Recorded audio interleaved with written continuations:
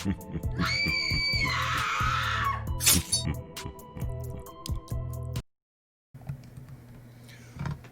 is going on, everybody? Depraved Slasher here, and we are back with another music reaction. I'm Depraved. I'm Hellcat. And together we are... HellaDepraved. Yes, we are. And we're back with another Nightwish. Yes, we are. Poet and the Pendulum. Yes. Long one. Well worth it, but long one. Right. So, we are going to handle this one slightly differently. Some of you guys were nice enough, and no, we did not know, guys. Otherwise, we would have used them before.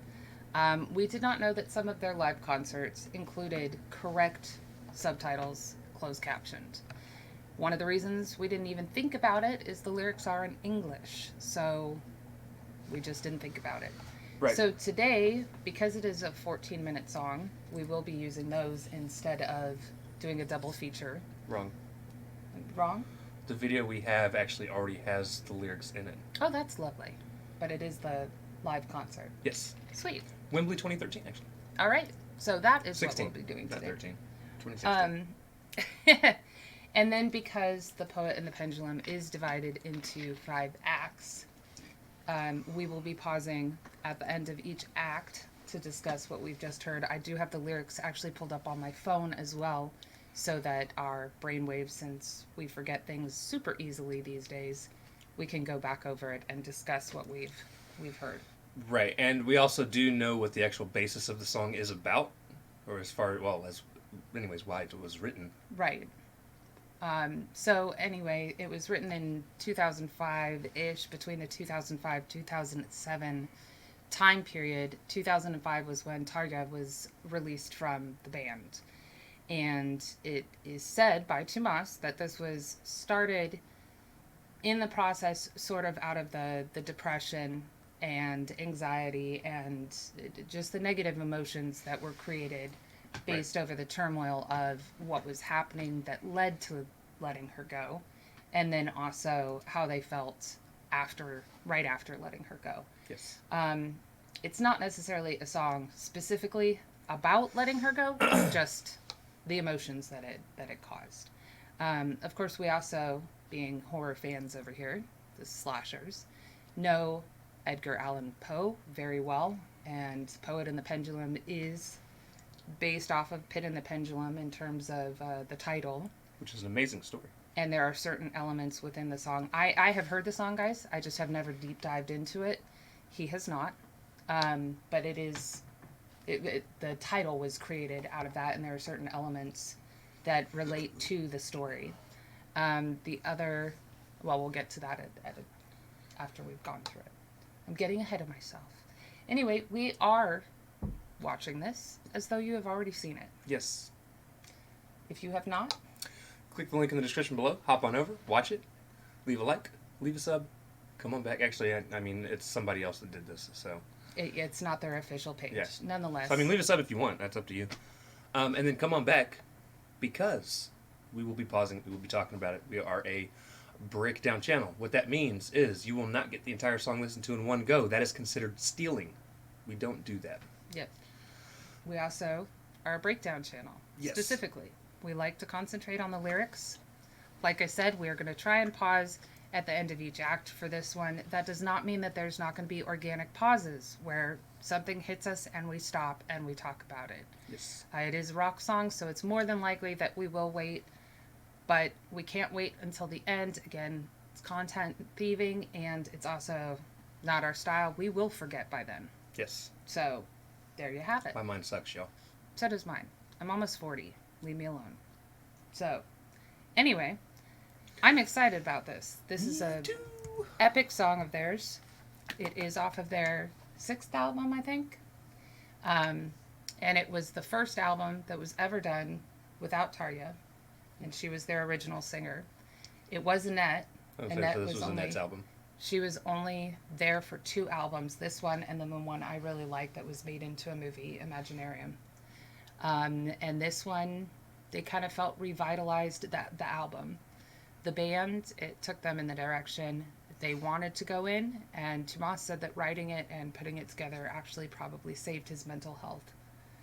Okay. So, all right, let's get into this. This is a long one. Ladies and gentlemen, we're going to slash it up and break it down. This is Nightwish with the Poet and the Pendulum live at Wembley with the lyrics. 2016 with the lyrics. I'm excited. All right. Let's get it. And this version's with Floor.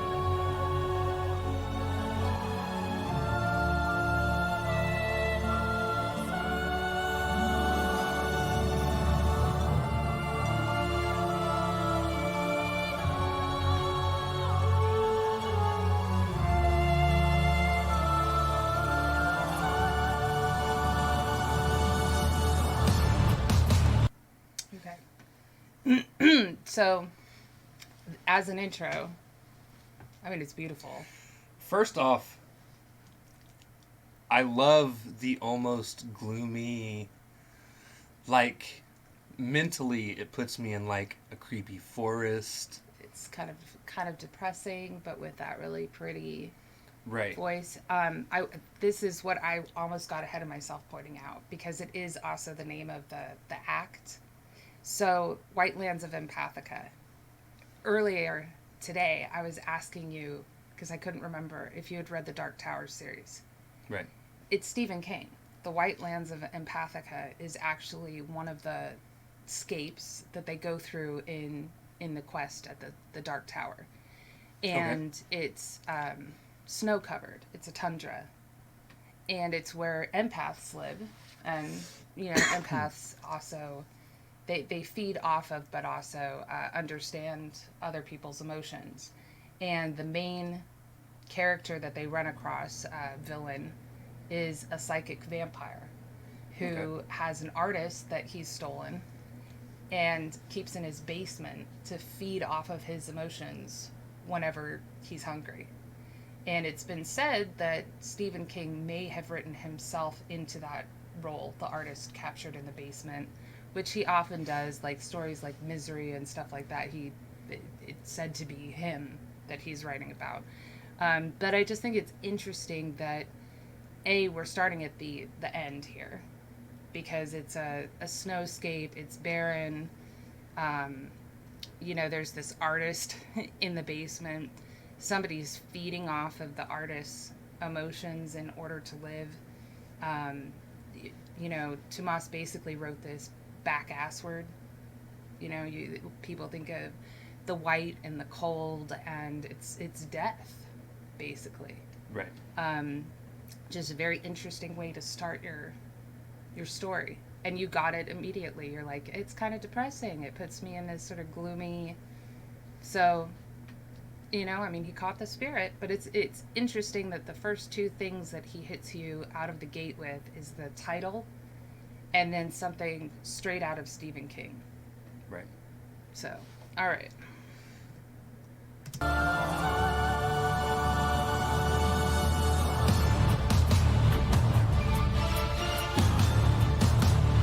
And real quick, I just wanted to point out one more time again, before we get too far into this, watching the band members, again, even with as gloomy as this song looks, they are all smiles sitting there playing it. They're having a blast. And I love it. This is also almost 10 years after the release. So, Tomas has said that he feels a little embarrassed every time they play this live now, or just play it in general, because it was written from such a place of depression and hopelessness and stuff, that he's not that person anymore. It's an epic song, and of course he appreciates the artistry in it, but for him personally, seeing himself write a song that he has put himself as a main character in. He's starting at death. He's like, it's a little embarrassing. But yeah, Right. they have a great time. There he is.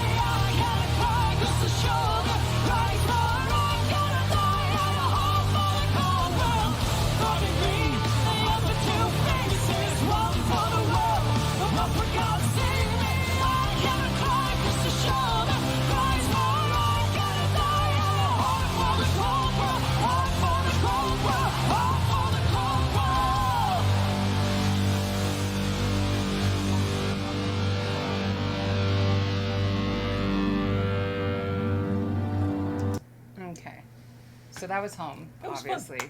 I like that, and the descending chords that he uses in parts of it really remind me of Phantom of the Opera Right. kind of style. I almost expect like Candelabra to all of a sudden light up, or in the background. But the Pendulum's kind of fun. So again, okay. So before we get into the lyrics, Yeah. visually, I wanted to say this was an extremely fun moment. I mean, you do get Floor doing her whole Windmill. headbanging thing again. I keep waiting for her to fly off. It's not going to happen, but those of us that can't do That's right. expect.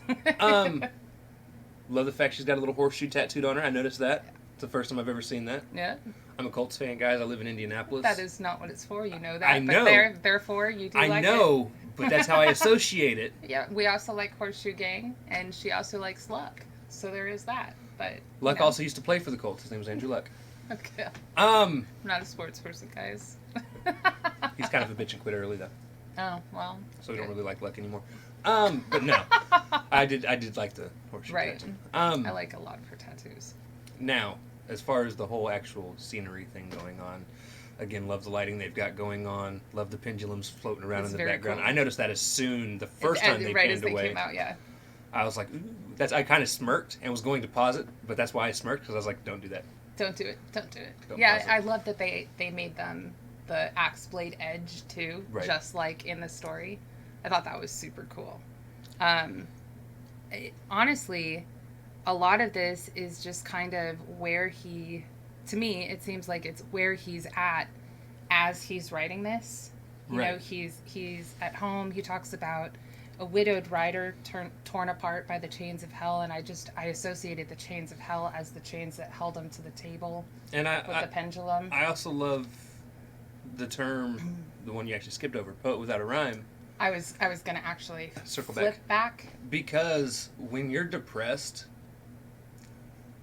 depends on who you are. Depends on who you Right. are. I Okay. was gonna say, I am very different. If I'm depressed, that's when I write my best stuff. me too. Yeah. But there are some people, especially if you're somebody that's used to writing more upbeat stuff. Right. If you're depressed, it's really hard for them to come Get the up creative with juices. Yeah. something to say. Whereas for me, it's actually a lot harder writing if I'm happy. I almost can't. Right. I was going with so the widowed rider torn apart by the chains of hell. Again, the chains I associated as the ones that hold the artist to the table in the pit and the pendulum. Right. But the widowed rider, I know that this was written right after Tarja was let go.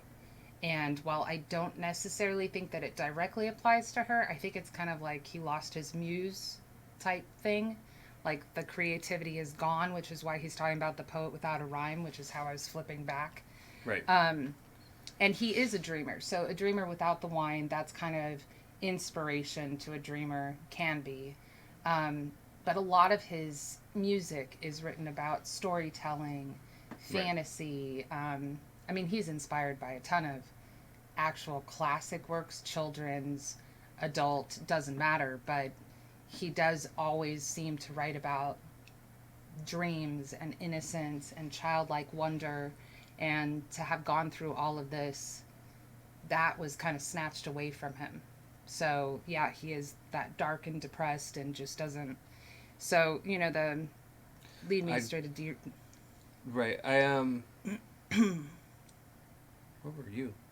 The very beginning of this act. Yeah, there it is. You said lead me astray. Oh, right here. Oh, okay. Just That's what I was going to talk about. Again, the second part here where he says, I cannot cry because the shoulder cries more, I cannot die, I horror for the cold world. It's almost an internal confliction there. mm-hmm. Because, and this is something I definitely can relate to, it's the thing here I related to the most, is most people, I mean, you can really only cry so much before you just can't. Right. Which is where I think he might have got to mentally. Right. And I love the I cannot die, I abhor for the cold world, because then it's almost like you also become addicted to the misery. You can. I also think it goes another way that, like, the shoulder, because the shoulder cries more, I almost feel like it's the people that he depends on during this period are so upset as well. Right. That he feels like he has to be the strong one. And I definitely relate to that as well. Which is also why he says I cannot die, like he cannot be the one to... Yeah, or also because he then adds in a horror for the cold world. I mean, remember we were talking about the White Lands of Empathica and that the vampire feeds on the artist's emotions. But Tomas is also an artist. They're a band. Like, he can't die because his artistry is out in the world.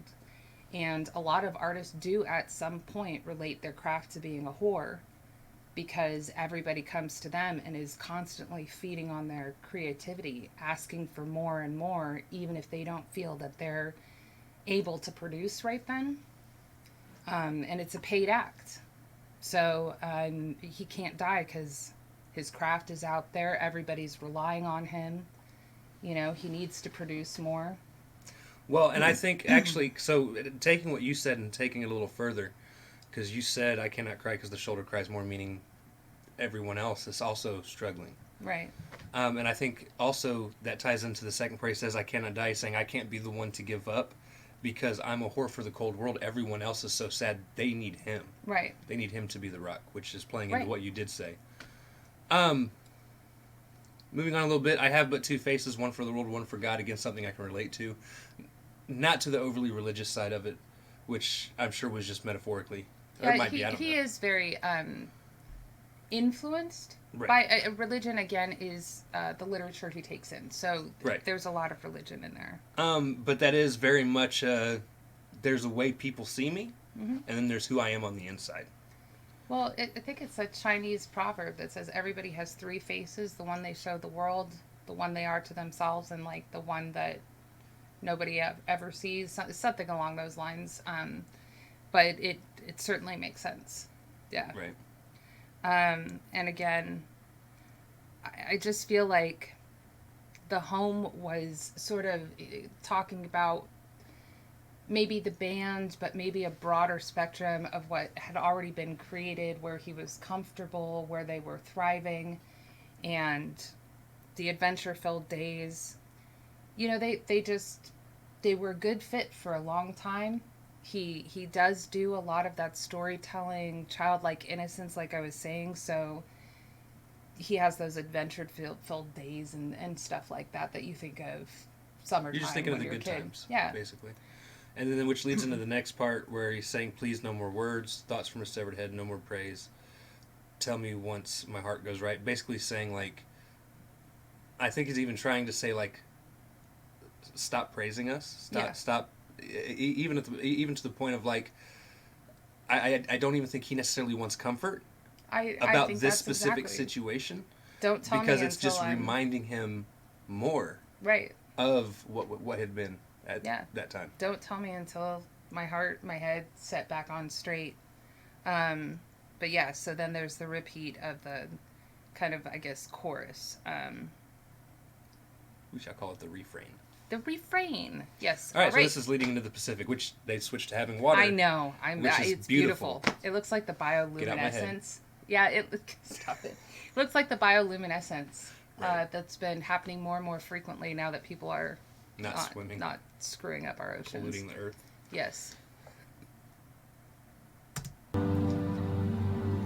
She's a mermaid.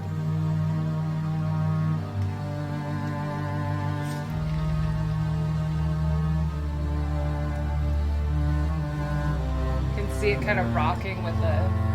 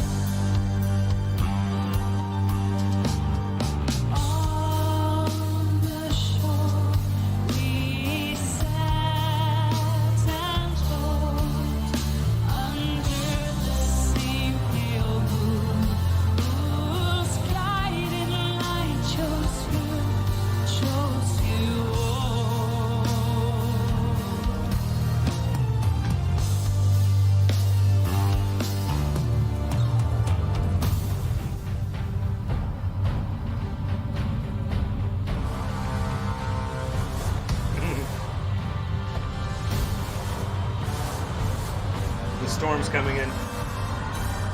I'm afraid, so afraid. Being raped again and again and again. I know I will die alone, but loved. You live long enough to hear the sound of guns. Long enough to find yourself screaming every night. Long enough to see your friends betray you. For years, I've been strapped onto this altar. Now I only have 3 minutes, counting. I just wish the tide would catch me first. Give me a death I always longed for.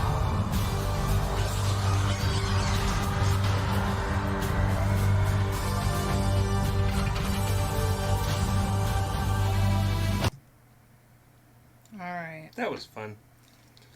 I like the switch for sure, and a lot of the music sounds so much like water. Like you could imagine rocking on a boat, but the setting that they kind of talk about at the beginning, the sparkle my scenery, the waterfall, the Everfree just it automatically reminded me of the Mermaid's Lagoon in Peter Pan. Right. I I mean, I kind of feel like a lot of that first part was just talking about where his safe place would be, the dreamer's hideaway that they're flying away to. Like, this is where he wants to be, and he thinks it's safe, and, tuck him in beneath the blue. Of course, the child's lullaby line is a little a little dark because he's talking about a swaying blade for the lullaby, and it is the poet and the pendulum. Of course, it could be a metronome, but I think he was going for the darker aspect there. I want to say I read in a comment section. So something I did do is I looked through the comments, guys, of this video to see what the general consensus was in terms of what the Nightwish Army liked or disliked about it. Mm-hmm. Or not this video, but a reaction somebody else did to this video. Right, without, yeah. Because I wanted to find what I would hope was the best version of this, and honestly, I was kind of hoping this was it because I knew for a fact it had the words. Whether we should do the 2016 version, there was a 13 right version, there was a cup, so that's what we were looking for. But most people seem to use this one when they react to it. And I will say, one of the comments somebody had mentioned, and I did want to point this out, is at the moment where she just said 3 minutes to go. There's 3 minutes exactly left in the song. Right. Or So. until the blade descends. I think you hear it too. Well. That is not based on a comment, guys. That's based on my recollection of the last time I heard this, which has been at least a year. At least. But again, he's talking about, the dreams, the sitting under the same moon, which is often seen as a symbol of creativity, of comfort, lullabies, and then she goes into the whispering. The whispering part I found interesting because he used the term, when he wrote it, he used the term being raped again and again and again. And I definitely think it's an allegory, metaphorical reference. I don't think right. No, that's what that's where I was going with it. I think it's more of because, to be honest, if you know most rape victims, it is something they deal with for the rest of their life. And they even say, I've heard so many times somebody saying, you're going through it and you're being raped over and over and over and over again in your mind. Yeah. And that's why I like that he used this analogy, because he's basically saying he's being reminded over and over and over again in his mind constantly that what is happening has happened. And it always feels like the first time. Right. Always. Yeah. Definitely know that one. But I also think that that he points out, so he's going to die alone, but loved. Right. I mean, you think about also Edgar Allan Poe. His stuff was loved, and he died alone. A lot of famous people have died alone, like literally died alone. But they're loved by so many people in the world, and I think that's kind of where he was going with that. Well, the problem, too, though, is at least for people like Poe, it wasn't until way after they died that they were appreciated. I just was, the whole artistry, people dying alone, there's a lot of them, because a lot of us are introverts. And then, like people. Yeah, or, like Poe, he had serious addiction problems and not very many people in his close circle. So there is that, too. And, of course, you live long enough to hear the sound of guns. I mean, that's one of the unfortunate things about, it's like finding something in the last place you looked. Well, yeah, because why would you keep looking? But you're going to hear the guns. I like the term that he used, long enough to see your friends betray you. Because, again, I've referenced this in other reactions. It's one of my favorite quotes from the Dark Knight movie. Mm-hmm. I actually referenced it today at work. It's the quote where he says, you either die a hero or live long enough to become a villain. Exactly. I think that's exactly where he's going. Like, here's all the innocent dreams of my waterfalls and where I'd like to be, but here's the harsh reality of the world. Like, you live long enough for this kind of stuff. You can't hold on to this dreamer's getaway, this Right. hideaway. And then he goes, he's been strapped to this altar for years, which again is a referral to the pit and the pendulum. And he has 3 minutes and counting, and he wishes the tide would bury him first instead of the blade. And the thing about the pit and the pendulum that made it so creepy in its time is that it's that series of traps where the artist thinks that he's getting out each time that he manages to bypass or get around a trap. And it's his swing of emotions that go through it, the anguish and then the elation and then betrayal. And I kind of feel like Tomas is almost mimicking that with his axe here, and saying that he's been chained to this table for years. I think is more a referral of just like the emotions, swaying back and forth. And we all know that at some point death is coming for us. I mean, it's an inevitability of life. So, Right. He just wishes there was a innocent way, like where he didn't have to lose all of his innocence to die, I guess.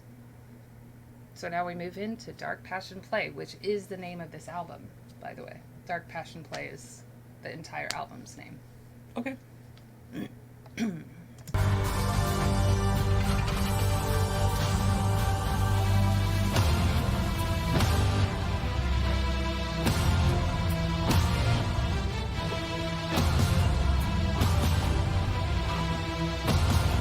Looks like lightning. Looks like lightning.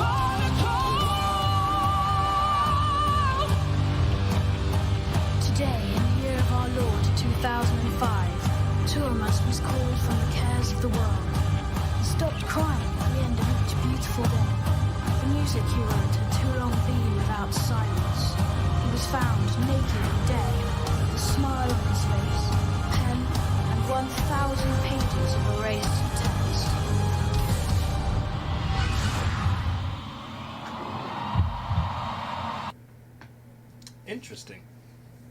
Yeah. I definitely find it an interesting thing that he kind of took over that verse. The juxtaposition of Marco's voice. Right. Yeah. I'm not complaining at all.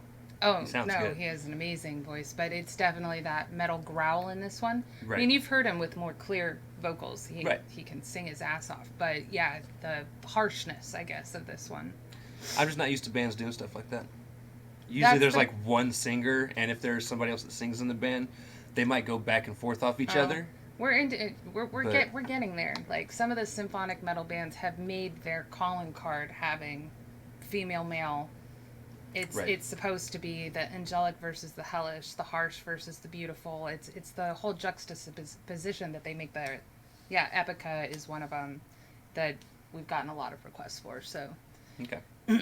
But Dark Passion Play, and immediately he goes into the second robber to the right of Christ. Now, from the story of the crucifixion, there's two people next to him. Right. And the second robber is the one that actually believes that that is Jesus and repents and is therefore the first person to go into heaven with Jesus. Right. I guess you'd say, he's so cut in half. Again, I'm pretty sure that is going to refer to the pendulum, infanticide. And I'm pretty sure that infanticide, it's killing the child in him. Right. Like, the betrayal and everything he feels is the pendulum, and he lost all his innocence with all of this turmoil that he's going through, or at least that's what his depression is telling him. Like, the pendulum is a representation of the world and its harsh truths. Right. Yeah. And then, of course, he thinks the world will rejoice today as it killed him, basically. Right. I mean, I think he is seeing the pendulum as more of like, as you were saying, it's actually the harsh truths of the world. I mean, he's not blaming any one person. He's just saying that he's faced with reality now. Right. That everyone who's been saying this is the way of the world, yeah, that's true, and again, everyone must bury their own. No pact to bury the heart of stone. Pretty sure he's talking about his heart has been turned to stone. And that this is a process that everyone goes through by themselves, basically. Home and hell. I know that he felt severe guilt for having to let Tarja go. And I know that he felt like he was to blame and the fans would blame him. And it might be that he's... all these references to him being damned and going to hell and everything are part of that guilt. And then I just really like the line, slain by the bell, tolling for his farewell, because for whom the bell tolls is another reference to your time's up. Right. And then, of course, she joins back in and is talking about the remains.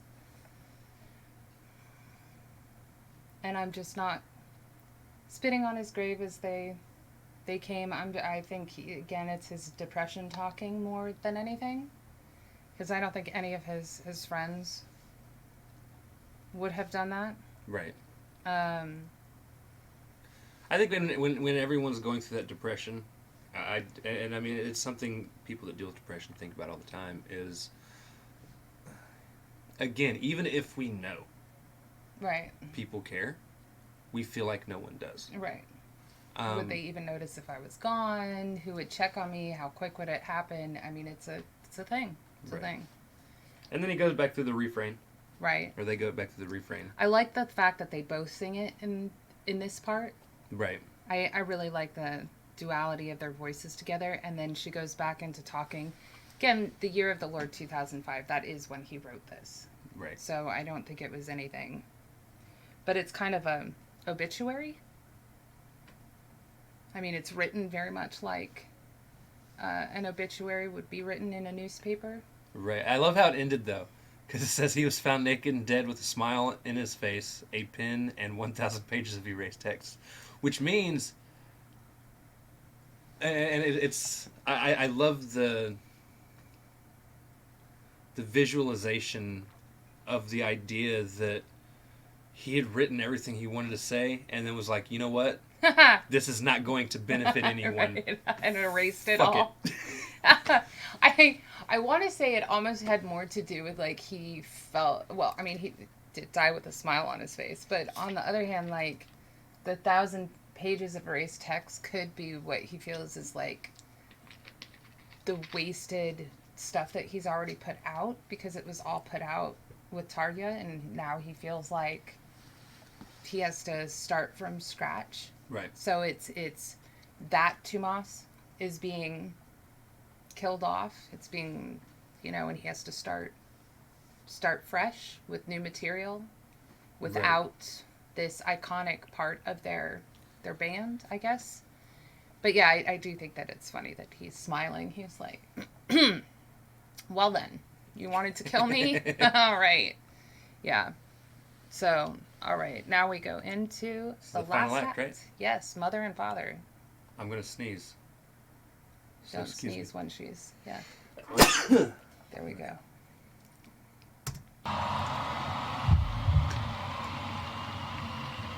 It's like he's back in utero almost. Oh, being reborn. Mm-hmm.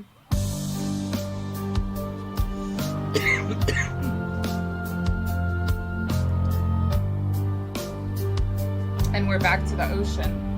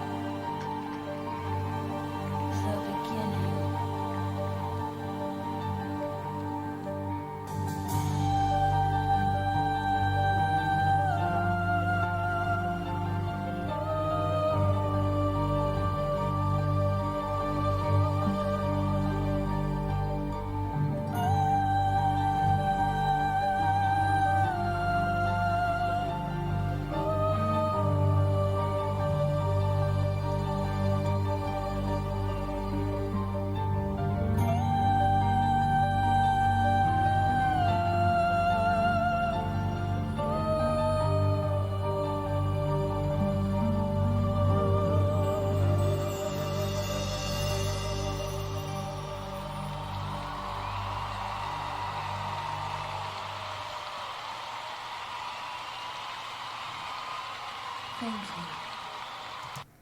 I love how when she goes into that soprano, just oohs and ahs at the end, the waves behind her seem like they were almost mimicking Right. the dips Again, guys, I haven't seen this. I would talk about, I love how operatic her voice sounds, but people crucified you for calling that part in the last one operatic. Yeah, I know. Yeah, because some people, I guess, just don't know what operatic is. Or want to be completely technical with their terms, because she's a classically trained singer, and therefore it is soprano head voice, and people are just going to be jackasses about it.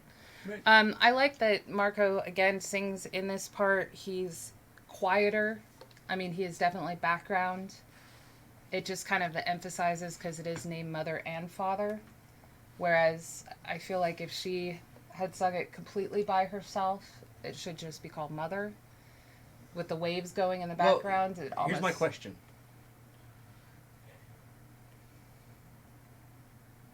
Were his parents still alive, or are they still alive? I don't know if they're still alive now, but were they still alive around this time? Like, is this a representation of, like, maybe him going to his parents? I don't think so. I think because of the religious overtones that he's had in this, and then talking about the ocean being kind of his hideaway, I feel like he's more talking, like, the mother representation would be, like, more the ocean, because she is called the mother in a lot of different things. And the father would be kind of more like God.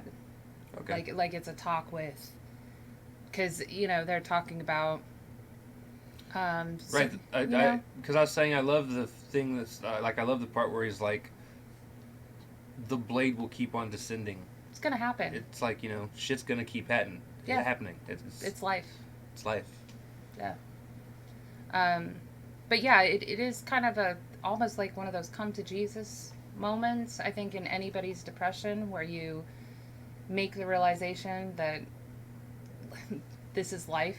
It's going to keep cycling back to shit happening, and you just have to look for the beauty where it is at any given time. You just have to keep searching. I do like that most of his references to his comfort zone are the ocean, and I like how the background that they did here, if you notice, like, so in Act 1, which was super short, White Lands of Empathica, why is it like... It's a double. It mimics, what is it, Act 4, which is Dark Passion Play, I think, where the background is the pendulum. Whereas Act 3, when he's singing about the dreamer's hideaway with the ocean and everything, is mimicked in the scenery in this. So I think it's just neat that they did that. And then, of course, what looks like lightning strikes and so on and so forth happening. Well, so one of my favorite things about this whole song is I love how it started off with the end. Yep. And ends with the beginning, because it was the end of what he knew. Yep. And the start of something... It's a rebirth. Something new. It's a rebirth of his vision.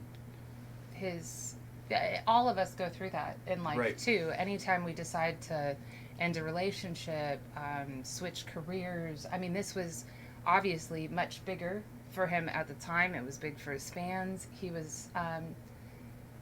other bandmates, he wasn't making the decision just for himself, and it was a huge deal. But again, all of us feel like it's a huge deal when we're in that moment, and it's just this cycle. I love that he started at the end.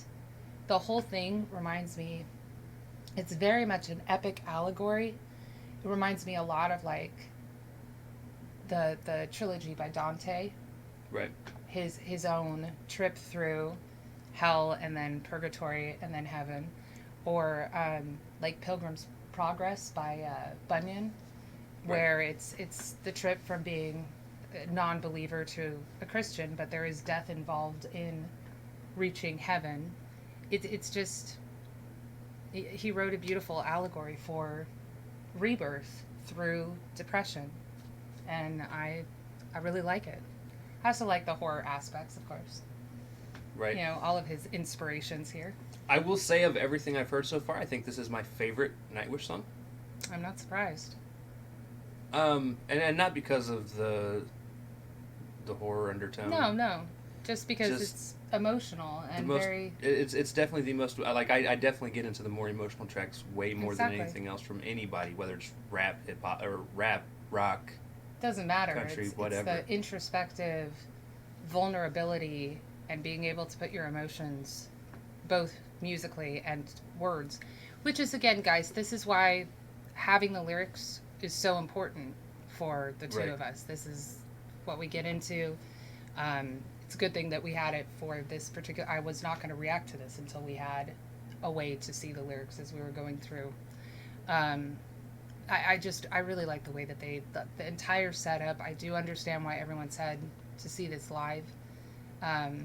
Just the dynamics of seeing it with the lights and the screen projector and so on and so forth does make it kind That of an nobody experience. wanted to hear Annette sing it.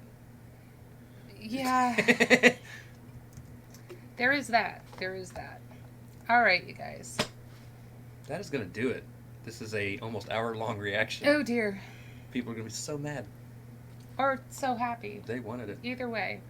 Yeah. All right, guys. So that's going to do it for this reaction. If you guys liked the video, slash that like button, subscribe, ring the bell for notifications. Comment down below what did you guys think of Nightwish's The Poet and the Pendulum live from Wembley 2016. It's fabulous. I loved it. I will accept no other comments. No. Right? If you come in with hate on this one, Seriously. I'll leave you alone. Maybe. Yeah. No, I won't. Also, comment down below what did you guys think of this? If you have If any there's other... anything else you guys want to see reaction to, that's what the next thing is. Hi guys, I'm Alright. tired. Also, check the description below for all the things. Push our buttons. Come join us on other social media platforms, mostly Twitter if you want a quicker response. That's also a great place to drop requests for other reactions. Yes. All right, guys. With that being said, we love you guys. Thank you all for watching. We cannot wait to see you depraved people later. Night, guys.